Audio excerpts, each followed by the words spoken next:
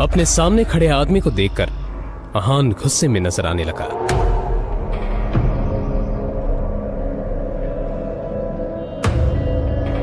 Mister Vikram, आप यहां पर क्या कर रहे हैं? यंग मास्टर, मैं आपको लेने के लिए आया हूं। देखिए, मैं आपके साथ बहस तो नहीं कर सकता, मैं भी आपके पिताजी का एक नौकर ही हूं, पर हाँ, उन्होंने जो काम बोला है वो तो मुझे करना ही होगा। सीधे पॉइंट पर आइए, पहेलियां बुझाना मुझे पसंद नहीं है। तो मैं आपसे ये कहने के लिए यहाँ आया हूँ कि आपके पिताजी आदित्य रायजादा ये चाहते हैं कि आप आकर उनका बिजनेस संभालें। वो इस एशिया का सबसे बड़ा एम्पायर आपको सौंपना चाहते हैं।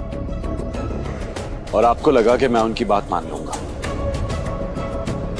मैं तो उनका नाजायज बेटा हूं, तो फिर ये सब मुझे क्यों देना चाह रहे हो? फिर जब मेरी माँ बीमार थी और मैं उनके पास मदद मांगने गया था, वो तो मीटिंग में बिजी थे ना, और उसकी वजह से आज मेरी माँ इस दुनिया में नहीं रही, और इसके लिए मैं उन्हें कभी माफ नहीं करूंगा। तो बेहतर यह होगा कि आप चले जाइए। अहान के इस बात पर विक्रम ने एक लंबी सांस ली और फिर कहा, यंग मास्टर, आप तो जानते हैं आपके पिताजी कितने जिद्दी हैं। वो आपको वापस लाने के लिए किसी भी हद तक जा सकते हैं, किसी भी हद तक। उनके सामने कोई औकात नहीं रखता। वो जब चाहे, जिसे चाहे, जहां चाहे पल में मिट्टी में मिला सकते हैं। लेकिन हाँ, जो आपके साथ हुआ उसे भूल जाए और रायजादा ग्रुप को अपना ले। रायजादा तैयार है आपको वो सब कुछ देने के लिए जिसके आप हकदार हैं। अहान ने जैसे अपना आखिरी फैसला सुनाते हुए कहा, अब यहाँ से चले जाइए विक्रम, और जाके बता दीजिए कि मुझे उनकी दौलत में कोई इंटरेस्ट नहीं, और उनकी सारी दौलत भी मेरी माँ को वापस नहीं ला सकती। और हाँ, ये बात गलती से भी बाहर नहीं आनी चाहिए कि मैं रायजादा खानदान से हूं, और रायजादा ग्रुप का मालिक मिस्टर आदित्य रायजादा का बेटा हूं। चलिए। विक्रम उसे जाता हुआ देखता रहा और फिर अपना मोबाइल निकालकर आदित्य रायजादा का नंबर डायल किया। दूसरी तरफ से आवाज आई, मुझे वो किसी हालत में चाहिए, उसके लिए जो भी रास्ता अपनाना है अपनाओ, मुझे अहान हर हालत में चाहिए।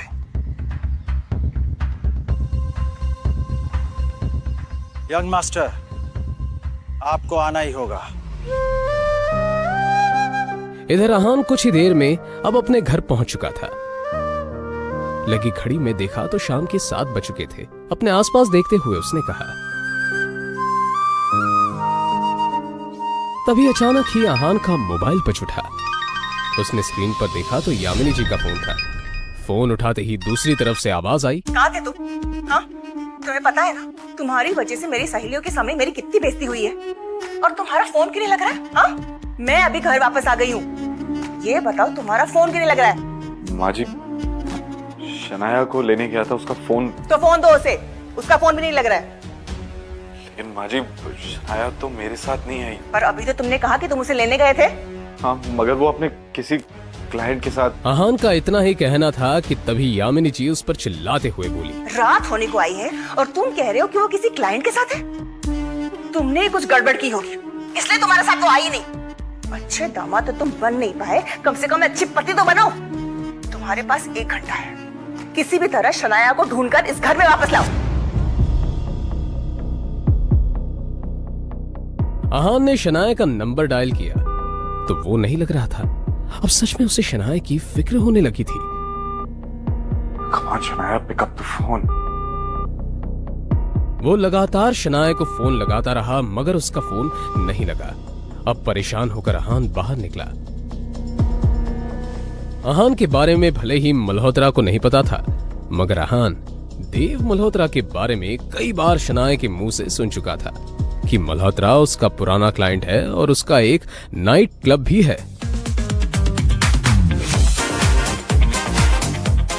अंदर बेहद ही शोर शराबा था और लोग शराब पीकर नाच रहे थे। अहान ने चारों तरफ देखा पर कहीं भी उसे शनाया नजर नहीं आई।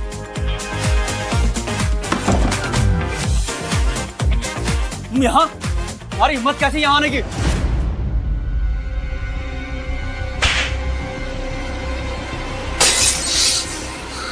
मिस्टर देव मल्होत्रा, मैं शनाया का पति हूं।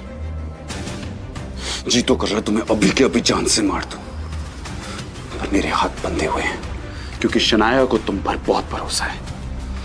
अब तुम्हारे साथ क्या करना है ये शनाया ही डिसाइड करेगी।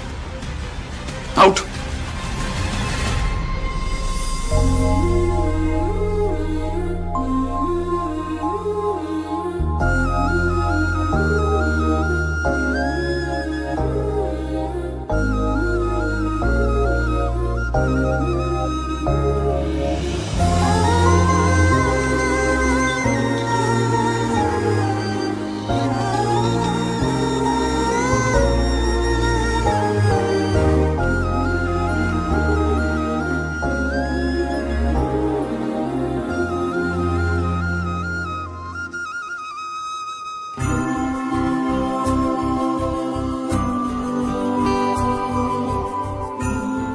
पता है हमारा एक साथ सोना आपको पसंद नहीं, पर आज रात आपको इसी कमरे में सोना पड़ेगा। आप ऐसी हालत में नहीं हो जो मैं आपको अकेला छोड़ दूं।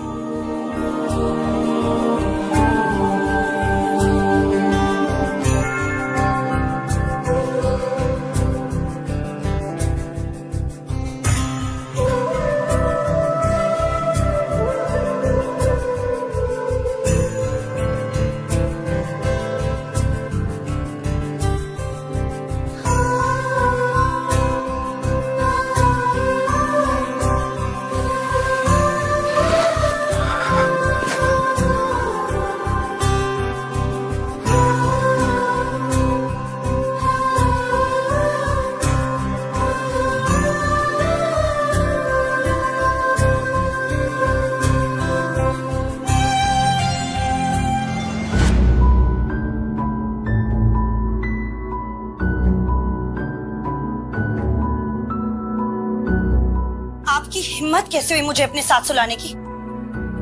कैसे आई मैं यहाँ? कैसे आई हूँ मैं यहाँ? नहीं, एक सेकंड, आपको पता है ना कि मेरा कमरा अलग है, फिर भी आपने अपने बिस्तर पर अपने साथ मुझे सुलाने की हिम्मत की कैसे? नहीं, क्यों किया आपने ऐसा? क्यों? शनाया, तुम कल रात को नशे में थी और मल्होत्रा से बचाकर मैं आपको यहाँ लाया, और आपको इस हालत में देखकर आपको अकेला छोड़ना मैंने सही नहीं समझा, बस इसलिए।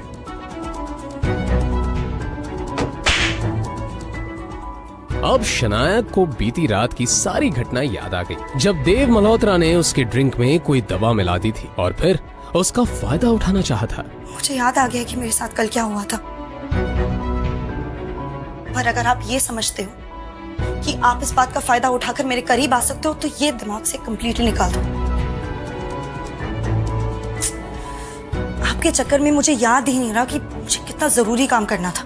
इस मल्होत्रा का तो कुछ करना पड़ेगा। मुझे पता ही नहीं था कि ये इतना घटिया इंसान निकलेगा।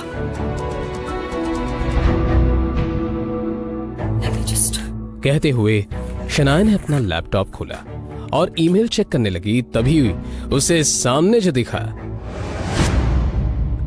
उससे शनाया एकदम से शॉक्ड हो गई। वो हैरानी से ईमेल पढ़ते हुए बोली, ये कैसे हो सकता है? इस ऑफिसर ने मेरे ड्रीम प्रोजेक्ट को अप्रूव करने से मना कर दिया। तभी अचानक ही शनाया का मोबाइल बजने लगा। उसने स्क्रीन पर देखा तो उसके दादाजी आनंद गिल का कॉल था। गिल कंस्ट्रक्शन कंपनी के बिजनेस से जुड़े सारे अहम फैसले वही लेते थे। शनाया फोन की तरफ ऐसे देखने लगी जैसे अगर उसे उठा लिया तो कयामत ही आ जाएगी। उसे पता था कि बिजनेस से जुड़े फैसले लेने में उसके दादाजी बेहद सख्त हैं। आखिर में फिर शनाया ने फोन उठाकर अपने कानों से लगा ही लिया। कुछ ही देर में वो यूं ही दूसरी तरफ से बातें सुनती रही और फिर आखिर में मोबाइल उसके हाथ से छूटकर नीचे गिर गया। वो एकदम से सदमे में आ चुकी थी। आखिर क्या कहा गया फोन की दूसरी तरफ? क्या आहान और शनाया के बीच मिटेंगी दूरियां?